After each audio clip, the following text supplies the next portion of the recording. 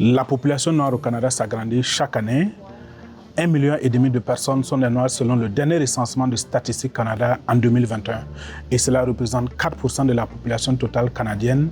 Et en Saskatchewan, ils sont 2% de la population. La présence des Noirs en Saskatchewan ne date pas d'hier, mais d'où viennent-ils? Pour bien comprendre, il faut remonter à la fin du 19e siècle avec l'abolition de l'esclavage. On rappelle qu'après la fin de l'esclavage aux États-Unis, après la guerre civile, ça en est suivi un racisme très très violent, parfois des lynchages contre les Afro-Américains. Et il y avait donc beaucoup de gens qui quittaient les États-Unis, en tout cas certaines plus le sud pour aller vers le nord et se retrouver également au Canada. En Saskatchewan, les Afro-Américains venaient principalement des États comme la Géorgie, l'Oklahoma et le Kansas.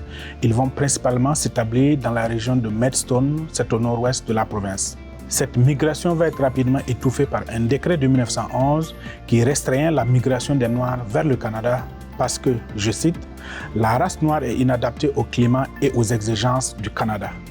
Il y a eu ensuite une deuxième vague de migration après la fin de la Seconde Guerre mondiale grâce au changement de politique du gouvernement canadien. C'est ainsi que plusieurs Noirs sont arrivés des Caraïbes, d'Amérique et d'Afrique. On cherche alors à favoriser la croissance économique du pays. D'abord établis dans les campagnes, les Noirs vont principalement travailler dans les fermes. Mais avec le temps, la ségrégation et le manque d'emploi vont les pousser à migrer vers les grandes villes.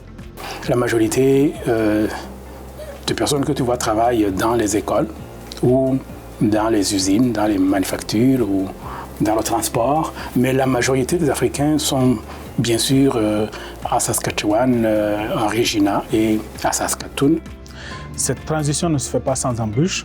En plus du racisme et de la discrimination, il est souvent difficile d'obtenir la reconnaissance des diplômes obtenus à l'étranger.